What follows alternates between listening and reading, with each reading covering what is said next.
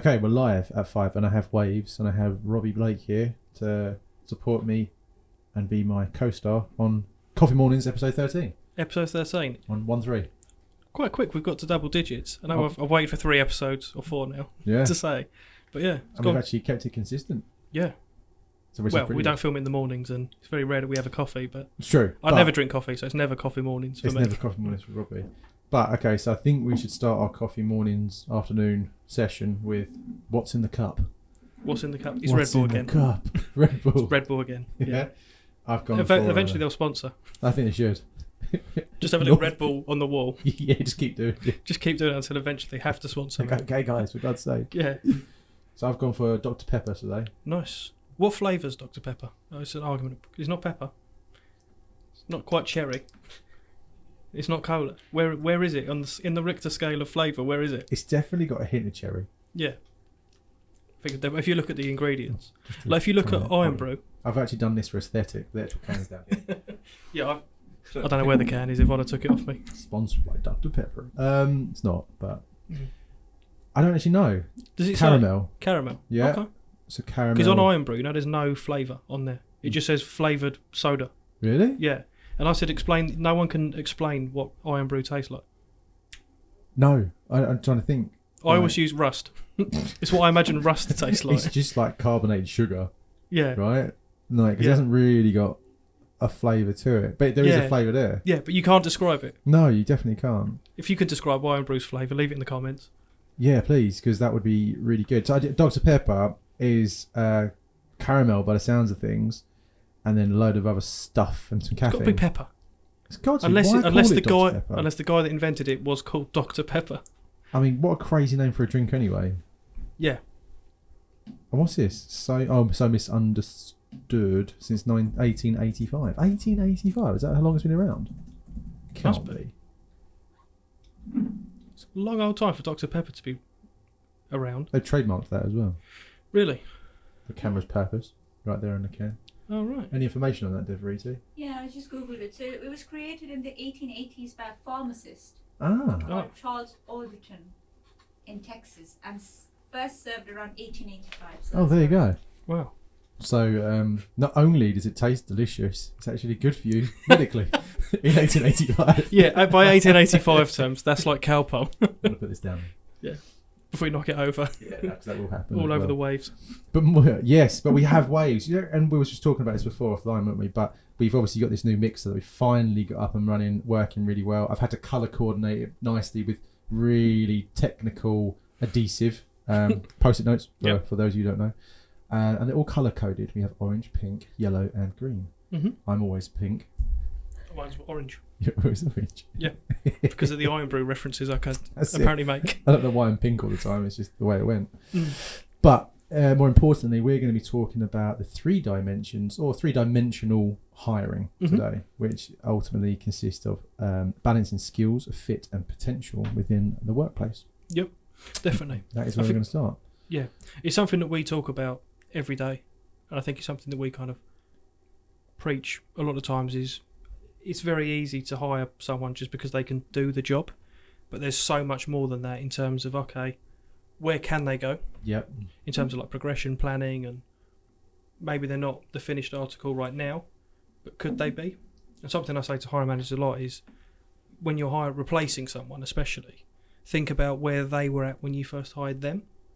Or when think about where they are, when you... Yeah, so the person that's the person that's being replaced. Yeah. Where were they at when you replaced them? Yeah, I'm with you. Yeah. You know, because how much time have you invested in them to get them to that level? Do you necessarily need to say, we need to match what we've got? Can you actually say, okay, we need to maybe bring someone in at the level that when we hired for? Especially if the salary doesn't replicate that. Because otherwise, if you're constantly replacing people, so let's say every 2 years, just with inflation, you're going to be paying so much more as salaries go up and up and up to replace them. So that's kind of one side. And then obviously the actual cultural fit as well, which is so important. And I think it's the number one thing the number one pain point that we find when we talk to our clients is like, yes, they can do the job, but it's all around, can they actually fit the team? And especially in startups and scale-ups. Yeah, I had it this morning. So I was on this call this morning and placed a hell of a lot of people with this client of ours. And she sits there and goes, "Oh, we've made an offer to this one of these roles, but for another agency." Fair enough, like, 'cause it was a super hard role, and we knew there was a few other things on it. And she said, "Oh, just some feedback." She said some of the candidates that come in didn't even bother reading the job spec. Like, really good technically. I thought they could definitely do a job, but just didn't do any research, didn't seem to care, didn't seem to have really done any sort of preparation for it. Just rocked in, and that's the reason why we're not going to hire them. And you kind of think, for fuck's sake, I've been doing this job for 16 years, and that still comes up. Yeah. And I just think that's a huge part of it, like purpose part of it. Even clients are looking at it within candidates and going like, "Fine, you can do the job, but why do you want it? Or why this specific job? Why do you want to be here?" And if you can't even go, "Oh, because I've done some research and this is why," that's definitely a huge decision making element. Yeah, 100%. And I think it's something that is ever changing as well. And I think, culture's always been around. It's constantly evolving, constantly changing. But I think where it needs to change more is putting more specifics around it. Yeah. Because I think it's a very easy cop-out sometimes to say, "Oh, they're not a good cultural fit." Yeah. It's like, well, okay, what does that mean? Is it that you're a company where he's a Liverpool fan? You're We're all Liverpool fans. Yeah, he's a Liverpool fan, and we're based. We're all Everton fans, and we're just going to kick him. or is it that this person's really introverted? We're a super social company. We're always out after work. It's just how we are. Yeah. Or vice versa. We're a quite close introverted company, and this person's a little bit of a live wire. We're not sure how it might fit. Then fine, but just saying they're not a good cultural fit, it's quite difficult as a candidate. It's quite difficult for a candidate as well to say, well, what do I do with this in my next interview? Is it because you just don't like me? Is it because we've got different personalities? What does that actually look like? Do you know what, though? I think in some cases, a lot of managers don't know how to communicate why people don't fit culturally, and they might feel like it's almost kind of impeding on like discrimination, or it's just like it just doesn't fit, your face just doesn't fit, but it's almost like you can't say that, you can't put any context around it. It's just something I just don't like about you.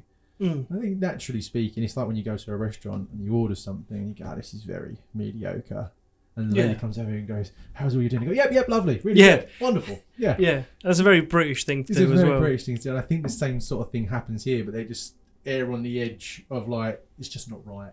We don't even do that in a restaurant, but I think that's a safe place to be.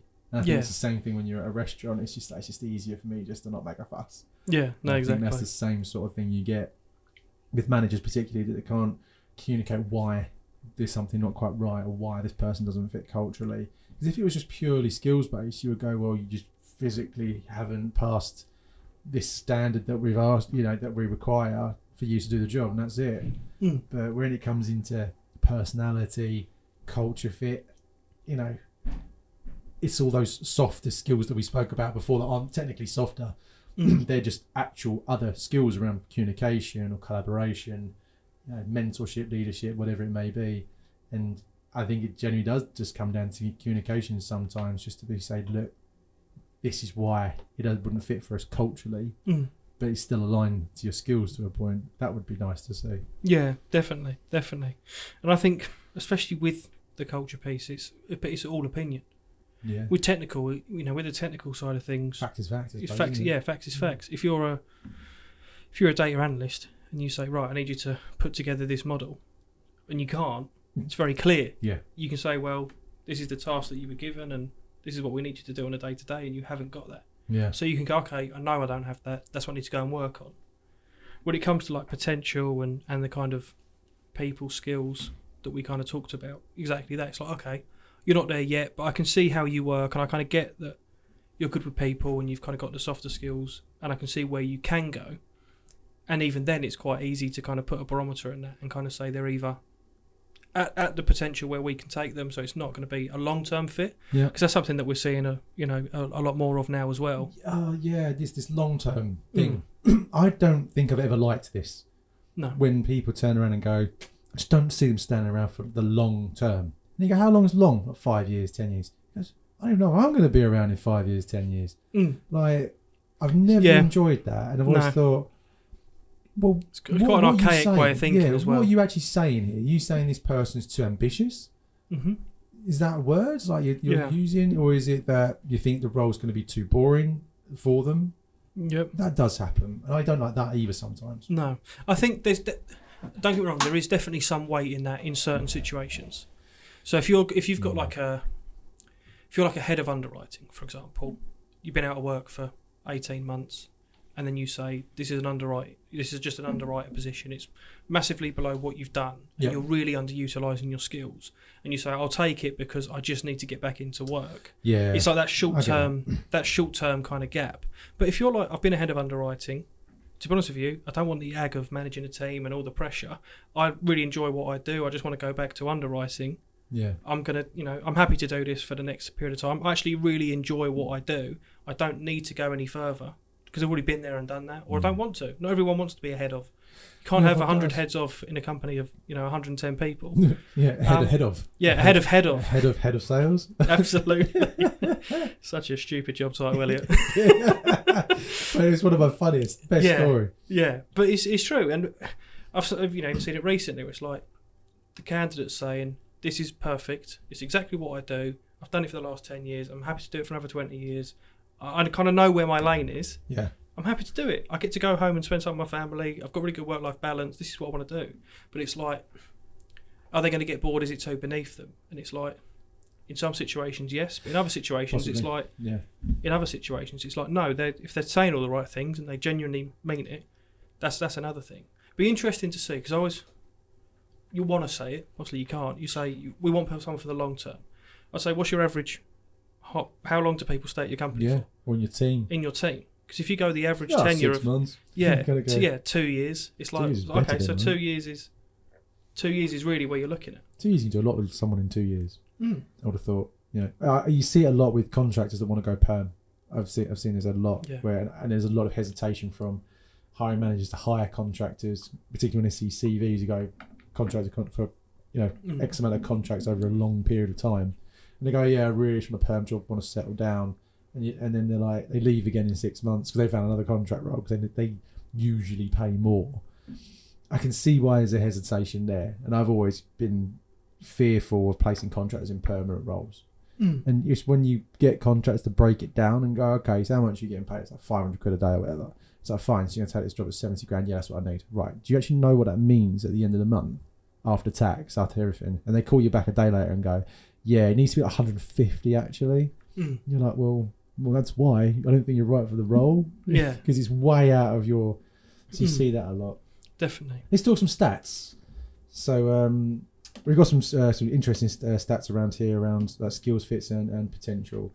I'm going to hit on skills first of all. According to a survey conducted by LinkedIn, 92% of talent professionals and hiring managers believe that skills are the top factor driving hiring decisions. 92%. It's very high. Super high. I'm quite surprised about that. I am. That seems the top factor driving it. 'Cause I would have thought it'd have been less than that. It'd have been more, we can find technically good people, but what's driving the decision would have been more the fit. Yeah, agreed. I think. Well, actually, true. I'm just trying to think of, in terms of almost like the buying method. The number one thing you do is go, is it fit for purpose? Does it have the technical skills? Yes. And then you look at the second and third. Yeah. So maybe if they're looking at it that way. Well, if you look at the other numbers here, it goes on a little bit. A study by the American Management Association found that organisations with a strong focus on skills assessment experienced a 20% increase in employee productivity. Well, I suppose that goes without saying, doesn't it? If you're hiring people purely for skill and not so much for will or attitude or the rest of it, the likelihood is you're hiring more expensive or experienced people to do that work. So then a 20% increase is low, isn't it? I don't know. Yeah. It's interesting stat, actually. And then research by National Bureau of Economic Research revealed that hiring candidates with strong technical skills resulted in a 12% increase in firm productivity. That makes good sense though, right? Like if you're hiring in technical kind of positions, you need skilled employees that know how to hit the ground running. That's probably what this really means, is that they're hiring people that can hit the ground running. They haven't got time to develop and train and mentor and all those good words that you want to hear. It's actually, I just need you to get in and get your feet under the table and learn this stuff and own it and run with it. Yeah. I don't know the numbers, but I'm just kind of thinking out loud. It's almost kind of like what Elon Musk is doing with Twitter. Yeah. It's like... Just make it more efficient. Yeah, make it as efficient as possible. Yeah. And it's like, well, the culture at Twitter is probably not great. I think it was when they're like, you know, beds in the, you know, turning meeting rooms into basically hostels and... Yeah, he was, wasn't he? Yeah, you know, putting like sleeping bags under people's desks and stuff like that. Like the culture's horrific. But if I come into the office and the kitchen had a bunk bed in it, I would not. I'd be asking some questions, thinking, are we recreating the scene from Step Brothers for LinkedIn, or has Sam finally lost the plot? Like, what's going on here? I might adopt it. I might just put some bunk beds over that way. That pod I'm actually building is actually a sleeping pod for people, and you can fit 6 people in there. 6? Yeah, you just stack them up. Selling point, you'll never be homeless. Yeah, you'll never be homeless. You'll always have a mobile phone, a laptop, and a bed, and a Red Bull. Right, okay, that's Just a game changer. There you go. Game changer. Yeah, and we'll get those dispensable things, that 20p machine full of minstrels and Skittles and stuff like that, just to keep you going. Wicked. There we They go. are wicked. So. Yeah, I mean, actually, Musk is right. He's right. Yeah. You know what? Okay, so I think what he's trying to do, he's found a different balance between the way work was prior to 2019 and the rest of it. Like almost when I was in my 20s, you just worked and you got up early, you went to work, you did your thing, you got paid a load of money, but you grafted. And I think the way the world's gone is a slightly different angle. It's like it's work-life balance and blending. It's all about well-being. All these things are super, super important. But I just don't know any really rich people or really successful people that went, I need to stop at 5. You need to think about, you know, this and the other. It's like, no one did that. They just grafted the whole way through. So I think he's just trying to find a different balance where it's just, if you're here, you just work harder than most people, but you'll be more successful for it. Yeah, he's that Not balance, so it's isn't right, it? but No. he's finding a different balance. Definitely. So it's interesting. I'm trying to think of the example. I think a very, very quick Google. I think it's doing like how they hire for Navy SEAL Team SEALs. 6. Have you watched It's a TED talk about it. Is there? Yeah. I haven't seen that, but I've watched that SAS program on Channel 4. SAS Who Does Win. Yeah, I think it's Who Yes. Does Win, isn't it? Yeah, absolutely brilliant. Amazing. Yeah, I've seen a celebrity one. Yeah, I think that's the one. Yeah, when Tony Bellew, people start levering into him and he starts hitting back because that's what he's trained to do, right? They kind of talked about his aggression and that type of stuff, didn't they? But same difference. You don't just become a SEAL by taking it easy. You have to really kind of work at that kind of stuff. Yeah, but he's definitely going down that road. Yeah, I'm trying to find it here. The only thing is you get a lot of random stuff that comes up. Apply to be a Navy SEAL. That's definitely not what I want to do. Apply to be a Navy SEAL. Yeah, I started doing a podcast and ended up being a Navy SEAL. Get Anne Middleton coming in crashing through the window. But what it was, they just rappelled down. Yeah, there's a helicopter flies overhead. Anne Middleton straight and gone, Robbie Blake, you with me. Yeah, until the renovations in the office are done, we couldn't have like a Die Hard moment because we'd see him in the open air beds. Yeah. What are you doing up there? Yeah, I'm trying to find it, but there's a video on how they choose who to choose for like SEAL Team 6, and kind of what they're saying is that on the, I'll probably get this wrong, but on the y-axis they have high performer, and on the x-axis they have high trust. Okay. I think it's trust or loyalty or some kind of skill. Right. And what they kind of say is that you don't want, if you have low performer, low trust, you don't want that person. If you have high performer, high trust, that's the ideal person in everyone's mind. But really what they find is that those are difficult to find. What you need is someone who's almost like 3/4 of the way up both sides. Okay. Or they kind of split it into 4 boxes. Makes sense. 4 boxes, sorry. They said we'd rather have an average performer with high levels of trust than a high performer with average levels of trust. It's kind of where they were going with it. I'll have to try and find the... That makes sense, though. Yeah. And actually... The guy does a video, does a much better version. I don't think I'll be doing any TED Talks soon, but... It makes sense, though, if you're going to hire anyone in any kind of capacity. I think you take the same sort of logic just to go, how good, for a better word, or how much performance can you give to this actual role? How much do I trust you? And how much faith are you giving me that you can do this the way I would like it? So I think there's always that, and you always get these people that come through your life that go, wow, you're super amazing at what you do, but I do not trust you at all, because you just know you're just in it for yourself, and you only go so far unless it's purely for you. And then you get these other ones that are just sweet guys and girls that are just like loyal, you know, to a fault almost. And you think, oh, you could literally give them the keys to your house and, you know, get them to look after your children, that kind of stuff, but they just don't perform. And then you kind of other professional capacity, you get all that kind of stuff, and then you get the crazies that you just definitely can't trust and just don't do anything. So I think throughout, when you're hiring people, you're always running through that process in your mind around how well are you going to do as a performer, but how much can I trust you to do it? And I think that comes down to then skills, fits and potential. So actually you're spot on. So whilst it probably works with the SAS really well in a very extreme circumstance. I think the example that they were given is when you think SEAL Team 6, you must the best of the best of the best. Sorry. Yeah, exactly. But I felt like I was going to say Forrest Gump. Forrest Gump. yeah. I was thinking Full Metal Jacket then, but yeah, great films. But yeah, you are kind of thinking like, okay, SEAL Team 6, they're going to be the best of the best of the best. So every time it has to be the cert. But then really, when you think they're kind of trying to find that sweet spot where it's not too high, it's not too low, it's kind of in that sweet spot where you've kind of got that perfect mix of they're high performers, but also they've got that good culture fit as well. Yeah, they've got room to grow, so you're going to keep them for the longish term, the longer than average term. So it all kind of fits together as well, and I think that's the most important bit when you're trying to find it. So yeah, here we go. Simon Sinek. Oh, Simon Sinek, yeah. Learned from the US Navy SEALs about performance versus trust.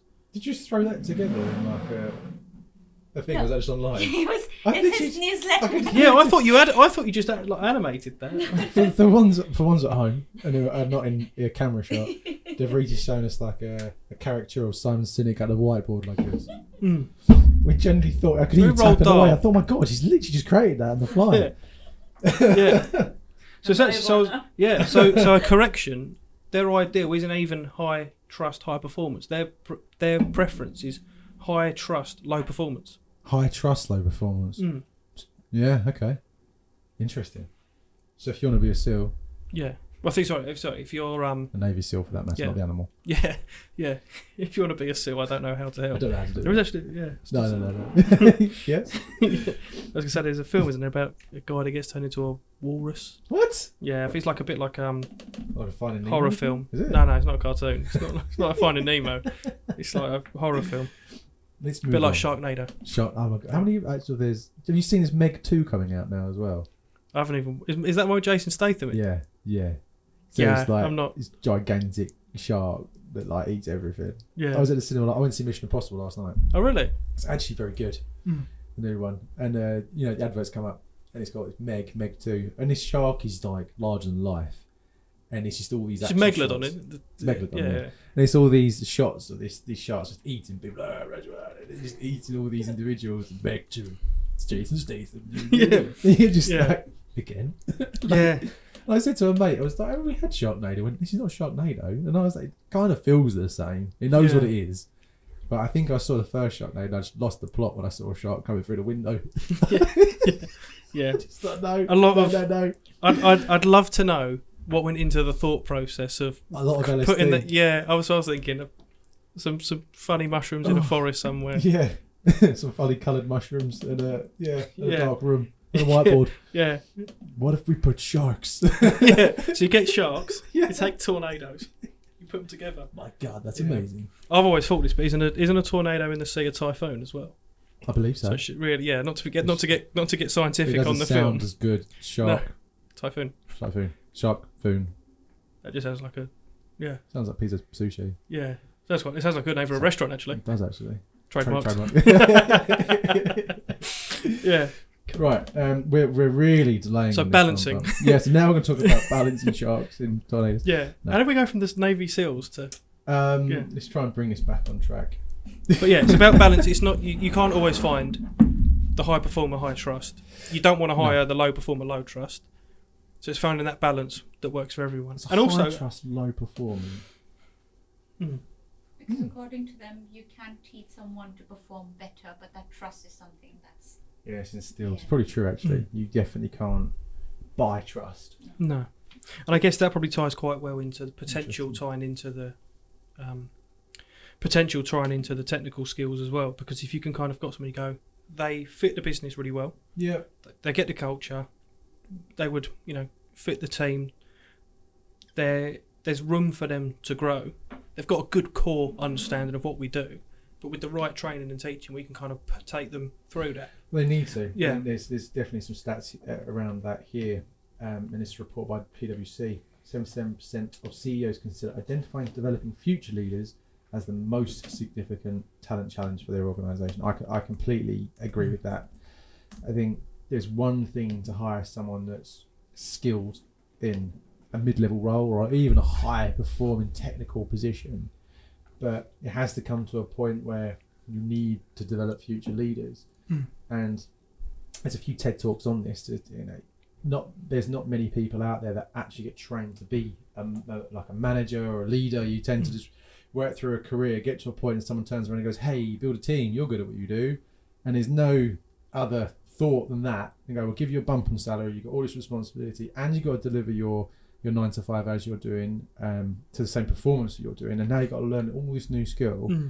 And all you actually have is all what you've been taught. Yeah.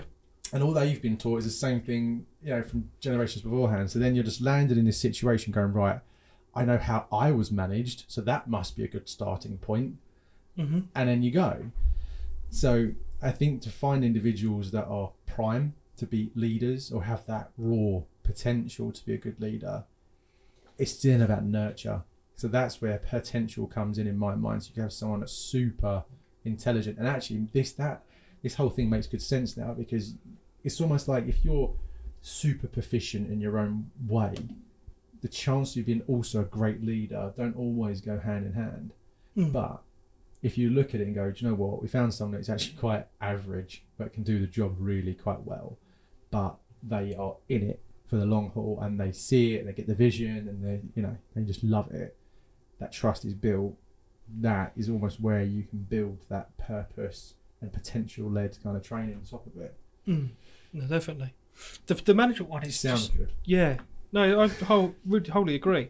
Like the management piece it's almost mind-boggling where you go, you're really good at what you do, so therefore you have to be a great manager. Yeah.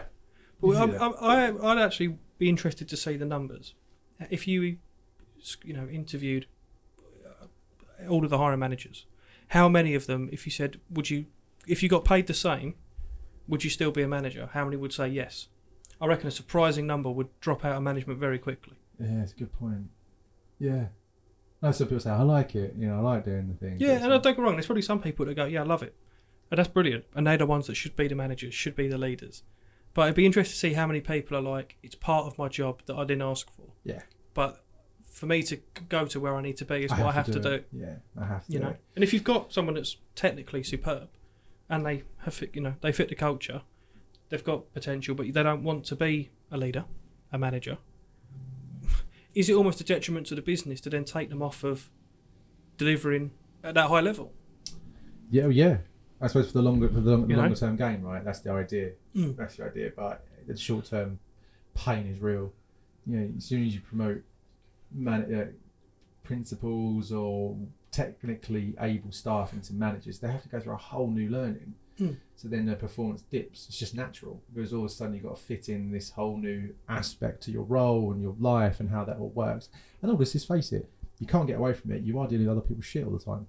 Yeah. That's where it starts. It's going, right, what's going on? And it's like, how do I manage this and lead that and be a great mentor to the other and think about all these other aspects. Oh, and by the way, here's like all your workload on top of that. It's a real tricky thing to manage. Yeah, definitely. Not for everyone. No, and that's the thing, and it doesn't have to be for everyone as well, because I think if you hire the wrong managers, it will have a knock-on effect in terms of like attrition rate.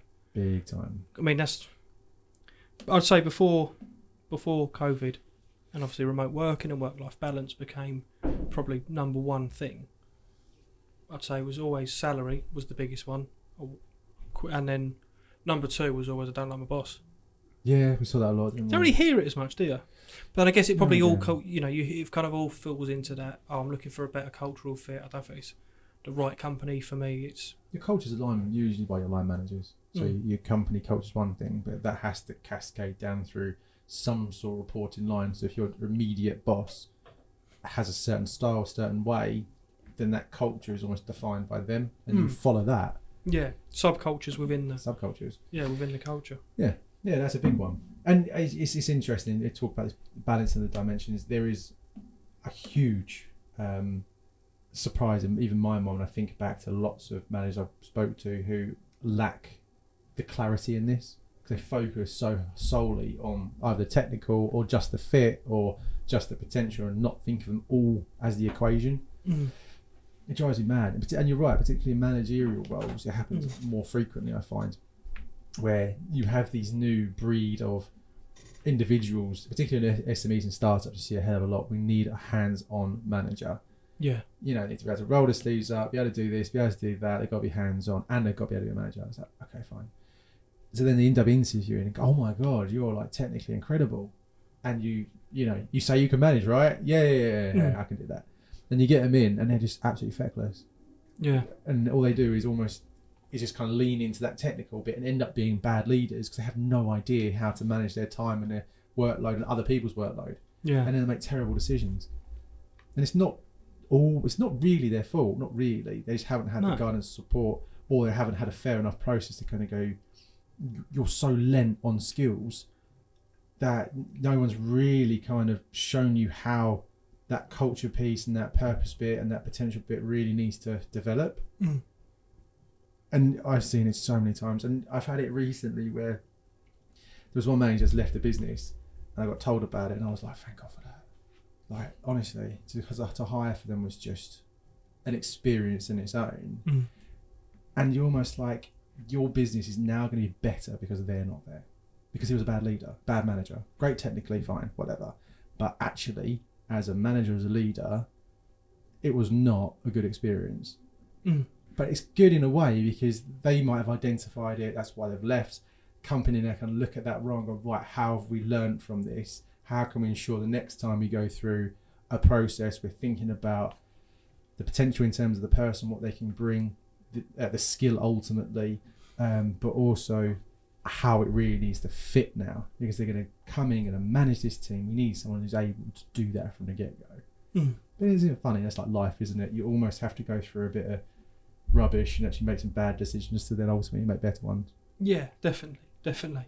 I think this is something that, we tell our clients all the time. I think something that we actually kind of live by ourselves, and exactly as you said, we don't get it right all the time.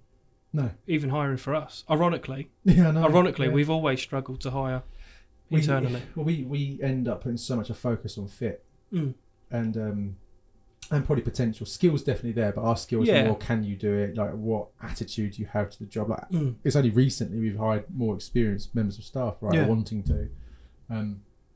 So you have that, but our game's a funny one because the proof's in the pudding. It's all performance based. And it's all promise and maybes, so you can't always rely on it in terms of the skills. So it's almost like, right, well, we only have then got potential and fit. Really, you can get recommendations and referrals and stuff like that, and there's no argument to say that people's previous performance will almost dictate to a point their future one, and then you don't know what environment they've come from. So then that has a skew on performance. So we've always struggled with that. Exactly. But I think something that, ironically, we also have the opposite effect, where you focus almost too much on the fit sometimes, and we can kind of, you kind of over-engineer it and probably contradict ourselves and kind of sit down together and go, what do we think of this person? We love them. It'd be great to go for a beer with. Or the flip side, you go, they're just not for us. It's like, we can't have a go at the client, can't have a go at the clients for kind of saying that, and it's a cop-out answer, but something that we've certainly had to get better at and kind of be more specific about, and actually challenge each other to say, right, okay, what does that actually mean? What does that actually mean? What does that actually look like? And it gives people the best impression when they come through the door as well, because it's it's being honest with people and saying like, this is what we like about you, and this is where we think we can help you grow. Yeah. So that's one thing you don't really see. It's like, congratulations, you've got the offer. They want to bring you on board. I think you can do this, and this. But it's probably quite refreshing to say, good news, got the offer. They think you can do this, and this, and this is what they want to work on you with, and this is where they think they can help you develop, and even being honest from both parties. Because how often do you say, "Oh, are they just treating this as a stepping stone?" I don't think there's anything wrong with that. I think if it's a purpose for the role, if you can get someone through the door, train them up, and after 3 years they decide, you know what, I'm going to go on to do something I can't hear, then fine. You bring someone else through the door, they do their 3 years. At least you know where you stand. Yeah, and you kind of know where you stand. You're helping people progress in their careers. You're not kind of almost kidding yourself to a degree that this is going to be someone's forever dream job. It's very rare that, it's very rare that is the case. I think you hold other people's expectations close to your own. I think that's why. So you end up looking at people and going, well, I've been here for X amount of time and I've done this and this. So I need to give you the same opportunities I've got. It's like, don't. You just need to be clear in what you want. Yeah. So when you're faced with things like that, say someone says, I'm literally here for a couple of years and I'm retiring or going travelling or whatever, people don't like talking about that stuff because they won't get the job. But you imagine a world where you sit in front of a manager and go, I will be here for 2 years, give you no grief whatsoever, but I am going travelling. And I'm going to go and see the world and I'm leaving. But in the next 2 years, I can give you X, Y, and Z. And they turn around and go, so what? Yeah, I can work with that. You've got 2 good years, just make it work. Yeah. If it's a stepping stone or whatever, helps me out. Yeah. That would be awesome. We need to do that. It would be... Yeah. I mean, I even had a conversation recently, speaking to a candidate, said, this is the role, it's a, whatever it may be, senior credit role, whatever. Said, what do you think? Said, no, not for me, but I'll put you in contact with someone on my team that actually reported into the candidate. He's in my team. He's ready now to be a manager, be a leader. I can't offer him it here.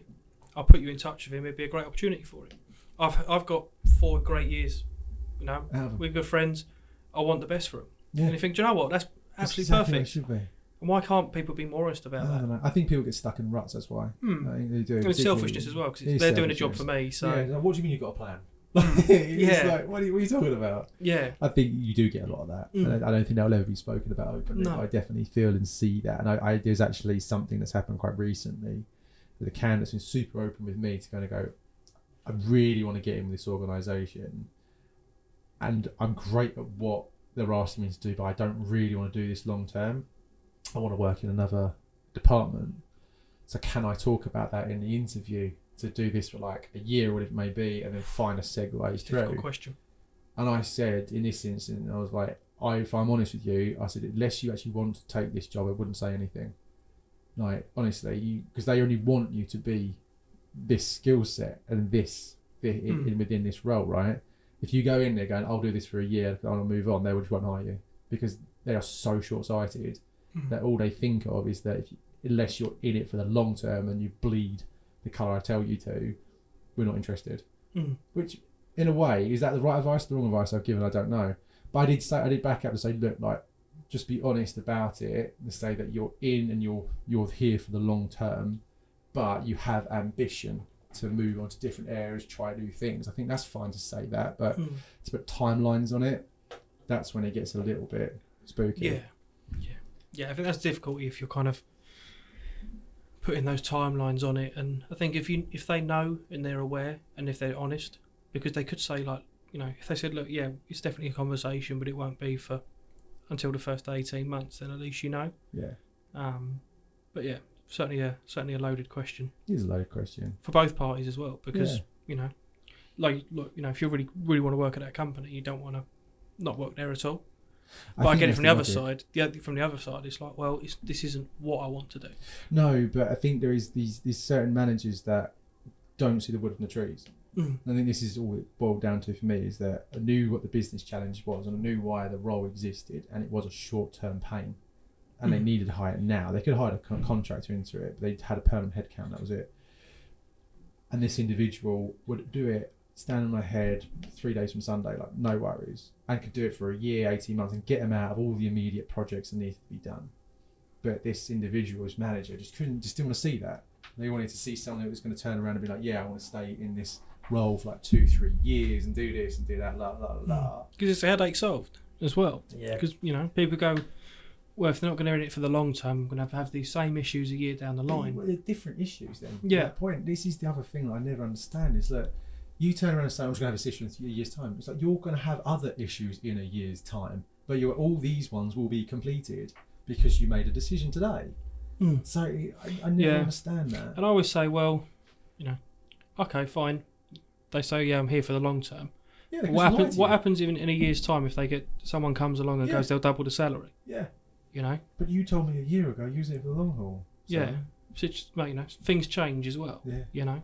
So it's finding that balance as well. Because, you know, equally, if someone is very clear and say, look, I'm only going to be here for a year, and you say, well, this is a head of role to grow a team out, and, I could get there's different situations, like anything. I think you can't blanket it all in the same. You can't. I think you have to take it on case by case. And this is what I think. But it's just having those open conversations and say, this is where I'm at. Yeah. Can this work? And sometimes people get stuck in between like headcount and contract. You can't do this. You have to hire it this way or whatever. So then it's like, well, if I have to hire a permanent person, it has to be long term, has to be career progression, that kind of stuff. Then there's all the politics that come with it as well. Exactly. Well, if they can move department, why can't I move into this team? And yes, I do get it to a degree, but it's finding that balance as well. It is about finding that balance. But I think ultimately, what we're saying here, when you're actually hiring, the three things to think about when it comes to like skills, fit, and potential. That potential piece could actually not just be potential in terms of long term or careers or how senior people can get. The potential might be is that actually I know this person's actually going to be with me X amount of time, and I can be here. I can get them there or whatever it may be, and then all these projects can be totally completed, or I can almost get my team to act like a sponge with that individual to then do something else with. I think that's a really interesting. And actually, there's a couple of things written here in terms of real good benefits. I think these are definitely true. I think it will enhance hiring accuracy. Ultimately, if you get these pillars right, your efficiency in terms of hiring the right people will be better. Consistency as well. It might take you longer to do it. That's the only other option to think about. But I think it kind of goes further than that. It's like, well, okay, we know we need to think about the 3 dimensions when we're hiring, but then it's also kind of sitting down as a business and saying, what do these look like? Yeah. You know, for this role, you know, where do we need to be on these three things? And kind of, we say, culture and fit. What does that look like as a business? And define that and put things around it so that you're not just kind of going on, wind. You're not just kind of going, what does the wind say? Yeah. You've got kind of clear, defined things across the business. You can just put questions in place for that. It's just like real competency-based interview and actually thinking of list of example questions that you ask the same way, same style to every candidate that are based on your values. You know, a lot of values are just words, right? But you can almost put those words into interview formats around innovation, or collaboration or leadership, whatever it may be, and think about what kind of questions that would hone into those values. And if they can't relate to it, the likelihood is it's not the right culture fit. And maybe there you go.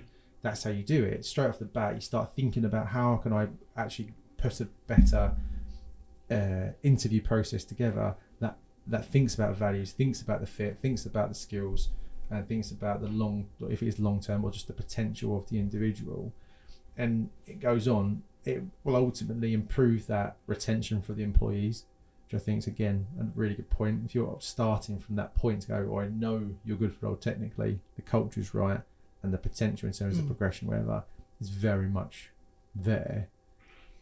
People won't tend to leave so quickly. No. Which I think is really good. It's interesting. Even just reading through here in terms of how the future will look as well. It's interesting they're kind of talking about AI powered platforms, machine learning algorithms, and kind of predictive data models, and data analytics for skills. Yeah, definitely. I can see how you can kind of do that. You know what? So the culture fit's where it loses me. How can an AI assess, help evaluate culture fit? It kind of talks about here, language patterns, personality traits. I know you can, you've got things like psychometric testing. I personally am not a huge fan of it, but I can definitely see why there's value in that.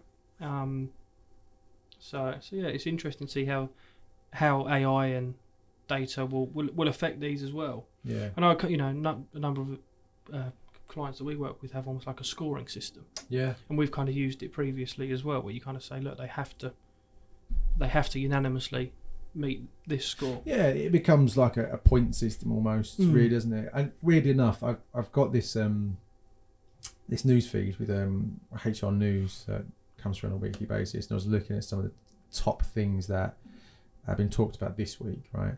I don't know. This is from Expert HR. 57% of HR professionals find that there's not enough data to measure HR performance within organisations. Really? So, whereas we're getting down this road of AI, automation, and all this wonderful stuff that it can do, there's still not enough actual data, like proper data points that are coming through to actually make better decisions. So it's funny, isn't it? It's almost like we built the tool and we've gone, we don't know really how we're using it yet. But I think that's actually true anyway. I think it's just there in the ether of things. And we just have no idea how to properly use it yet. Yeah. Because once you get it right, I can definitely see how it can help kind of increase fairness, reduce bias, and because a lot of times, especially when hiring, a lot of it does come down to your preconceived kind of ideas, and a lot of it does kind of come through from the word's escaping me, but it's unconscious bias. From unconscious bias, and I think it's kind of like trying to eliminate those things from the hiring process as well to give you a fairer result for everyone involved. It should be different ways of thinking. Yeah, I can definitely see the efficiency side of things and how you can kind of save time. Yeah. But you don't want it to kind of go down the kind of faceless route where it's like, the machine says you're good for this job and this, this company because of these tests you filled out, and it kind of almost becomes a little bit of it kind of loses that interaction piece as well. Yeah, it does. From a team fit perspective, because it's like, how do you put a barometer on, can I work with this person? Would we get on? Would I like them? What's their horoscope? Yeah, exactly. What's their star sign? Yeah. I can't work with a Gemini. Yeah, could possibly. Does it go down that kind of route where all of a sudden it's almost like you get like a pre-generated. Well, this is what you're good at. This is almost what happened with dating apps, though, isn't it? This is exactly almost what happened with. Not that I've ever experienced it. Genuinely, I'm just never been so fortunate or unfortunate, whatever way you look at it. But from what I understand, I would have started with unfortunate. Unfortunate. Sorry, Amy. Unfortunate. Where am I going with this? So obviously you can put your profile in place, what you like, this, that, and the other, and match you up with other people that like the same sort of stuff. So arguably speaking, you guys will get on, right? But one of my mates who's been doing it for a few years said the problem is that you end up finding almost the same version of you, just in a different skin, literally. Yeah. And that's not a good thing either. No. You almost want people to complement each other because of your pros and cons, right? I'm sure we'll get to a point where it'll just work. It was to really quote weird. Todd Howard, it will just work. It will just work. But let me tell you a story though, right? So, so my mate done this, and he quite liked this girl, and took her on a few days. He sat on the other, and he said, "Come and meet her." So I met her, and met with him, and as she was talking, I was like, "This is just weird." You're literally the same person, just with longer hair. Is it the person that I'm thinking it is? Yeah, probably. Yeah. I don't want to name names. No, it's not very nice. But I went round to. I'm just trying to picture it in my mind now. I went round to their place. I'm going to be very vague about this. I went round to their place, and they were like, "Do you want to do dinner?" And this guy just cannot cook for shit. Like, it's just awful. He's the person I'm thinking. And neither could she, right? Really? Yeah, really. Because if you're matching it up and goes, this is what you like, this is what you like, this your hobbies, interests, and this is what you're like as a person. Yeah. You just go like a clone. It's like just dating a mirror. Odd, really odd to see it, and I was like, how does that work? Yeah. I was just like, this is all just very strange. And even, I know, and it sounds so silly, even when we was going to get snacks, right? So their version of snacks was just everything cheese flavoured. Like cheesy Doritos and what's it? I think you might have gone too specific. Honestly, I was just like, this is just so weird. Yeah. Like, I don't get, like, you're so the same person, same tasting, like, food, but beige and very boring. And then, like, the same thing in films, the way they drink the same stuff. Like, this is just super weird. Yeah. There's no diversity in this relationship. There's only two of you. Yeah. Like, Yeah. Oh, that's why they say opposites attract. yeah. Yeah. Yeah. I think that's the thing. So I think if you could find that formula in terms of generalised, like Leos and... But also a big thing we talk about is the diversity piece. Yes. And if all of a sudden it's going down that route where it's like, this is you put the company profile in, this is what we like, and you just get 100 copycats. Yeah. It is that, Copycats, that old boys club, which is kind of how they were hiring. Clones. Yeah. It goes back to Wall-E again, doesn't it? Those guys Yeah. in the chairs. Yeah, exactly. And it is exactly that. It's just the same person multiplied 100 times. Exactly. I still love that film. Yeah, great film. That is Wall-E, isn't it? Where they've got the hover chairs, isn't it? When AI and robots Yeah. just slowly And kind of take humans are over just everything, like- and they don't leave the chairs. Yeah, and they just got those like big cups full of their drink and that kind of stuff on the Yeah. TV screen. And Yeah. one of them, just the bit that one of them falls out of a chair and they just have no idea what to do Yeah. On the spaceship. on the spaceship. Mm. Honestly, it's the way the world will not go because we won't let it, hopefully. No. So Mission Impossible last night, so the actual bad guy in it. How many Mission Impossibles are there now? It's got to be 5. This has got to be the 4th or 5th one, right? But it's one of 2 parts. Could stop doing this in films. Just make it a 7-hour film. I hate this. Imagine Just sitting there for 7 hours. yeah, but just so you can come back and watch the rest of it tomorrow. We'll pause it. I'm really we've got Sky, right? I We've got don't the get heated technology. about a lot of things, but like I'm not watching a film and then I've got to wait 2 years for part 2 to come out. Don't you weren't around when Lord of the Rings come out? That was Yeah, but that horrendous. was 1, 2, and 3. Yeah. I know it's a trilogy, but like Rocky, it's like saying Rocky Part 1, and then halfway, like just as he's about to fight, they go right. You got to wait 6 months for Part 2 to come out. Yeah. Dead Reckonings, that's what it's called, right? Wow. But the whole premise, I won't no spoilers in this podcast, but the whole premise is that there's an AI, ultimately, and it gets into absolutely everything, and it's trying to take over the world. Ultimately, that's really what the mission is. And Tom Cruise or Ethan Sounds Hunt, impossible. God, it's definitely impossible. But yeah, no. So him and his little team go together trying to take on this thing. But you're looking at it going, there's so much stuff now that's like honing in on this like AI world and where it's going to go and how it could do terrible things. But I think for like a recruitment and all the rest of it purpose, I don't know. I think again, it's like anything. We just need to be able to harness it and use it for what is good. I feel like I'm going to do a Marvel quote in a minute. Like, with great power comes great responsibility. Is that Marvel? Yeah. Yeah. I'm sure that's from something else. No, it's Spider-Man. Uncle Is it Ben really? says it on his deathbed. Spoilers. Spoiler. Well, the rice. The guy that makes the rice. Uncle Ben. It's like that's where the world will go with advertising and marketing. And if you did find that a spoiler, where have you been for the past 50 years? That's very much like part of everything. Is it really Spider-Man? I thought it was from yeah, something with else. great power comes great responsibility. Learning stuff every day. Uncle Ben. Not Uncle the rice Ben, man. not the rice man. No. Probably a good place to end it. Yeah, I think so. I feel like it's going to go off on a way off tangent now, which is good. But yeah, no, I think that was just a really good Three point. Like pillars. you said, Yeah. 3 pillars. Hire for skill, fit, and potential. Don't just hire for one, otherwise you fuck the other 2 up. Yep. In any capacity. Yeah. Because if you go just for fit and potential, you'll have a load of kids. Yep. If you go for just skill and no fit, you'll have really high performing people that are probably just dicks. Just not very trustworthy. Yeah, and not very trustworthy. Yeah. And if you hire for just fit and skill, You'll just have a great time and get nothing done. yeah, you'll have a really good time, but just get Really nothing good done, time. and you won't ever get anything done. Nah. But you'll have a great time doing nothing. Yeah. And if you hire all 3, Then you're winning. then you're winning. You're winning. Yeah. I like it. And what was the other one? Simon Sinek one? Basically look for like average performers that are really trustworthy. Yeah. That's not exactly No. verbatim, but Yeah. I do like that. I'm going to check that piece out. Yeah, it's definitely worth looking at. I'm sure I butcher it, and I'm pretty sure he does say that. Obviously, you want a high perform, high trust. Yeah. But they're not always available.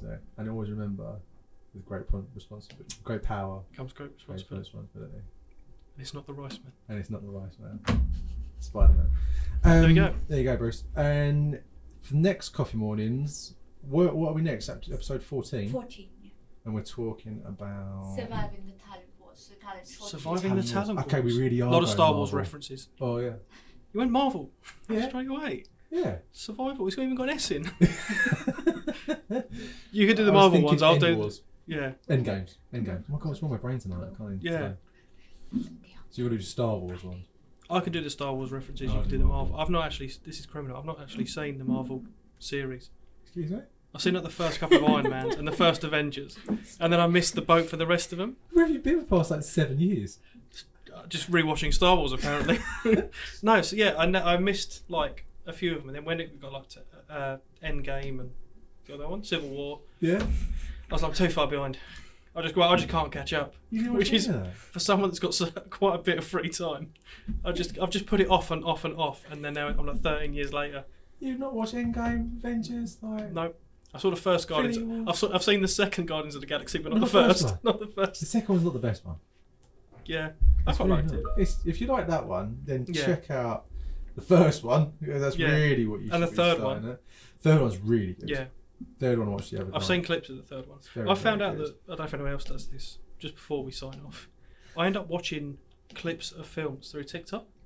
Have anyone else do this? Sort of, yeah. Yeah. I don't do it with So- films I haven't watched. Yeah. So what I end up doing is I've basically watched loads of TV, really popular TV shows and films, like watching Match of the Day highlights. Oh my God. Like, I've not watched the full game, but I could tell you what goes on.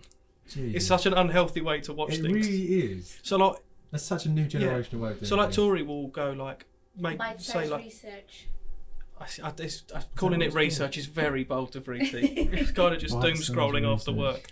Oh my God. But yeah, so Tori will kind of do a quote from The Office and go, "Oh, that's my favourite episode." I'm like, that's the only bit I've seen.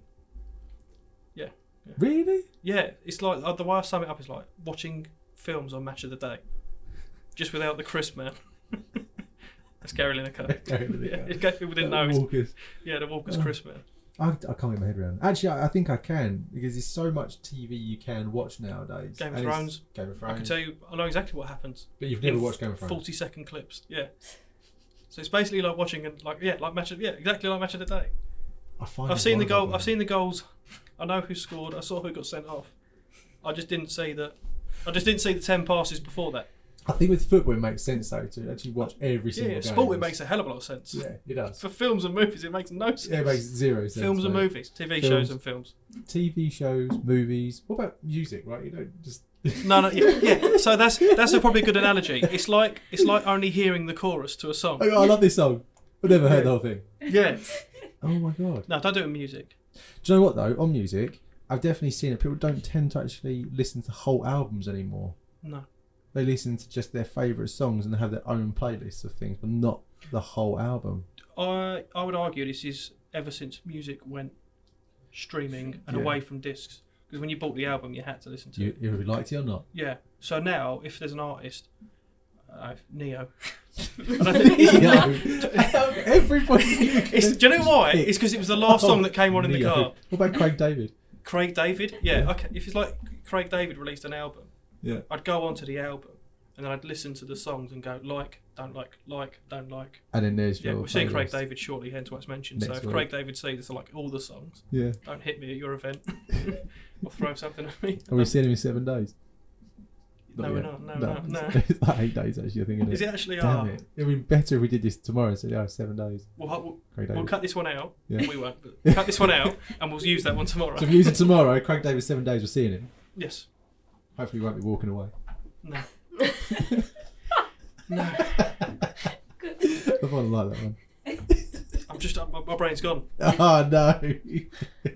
I've run out of Craig David puns. So you'll have to fill me in. There we go. There you go. Fine. All right, I'm still getting over the film and TV thing, but yeah. Perhaps you should start watching full films. Yeah. Maybe. Yeah. Basically. I can see the appeal. I do it. Do you know what I do with films actually, and games? I do the same. Play it, and I'll look at all like the Easter eggs, all the meanings behind things, that kind of stuff. I like doing that. That's very especially if there's stuff you can miss. Yeah, yeah. So I hate spoilers, but I hate missing things that I can't then go back and get. Yeah. So I'd like go, okay, how does this kind of work? Play a little bit and go, have I missed anything? No, okay. And you go again. Ah, Yeah. I used to do that. You end up just spoiling it though. Yeah, you can do. Yeah. Right. But there you go. That is it. That is a wrap. We've gone on loads of different tandems, but Mm-hmm. there is a message in there somewhere.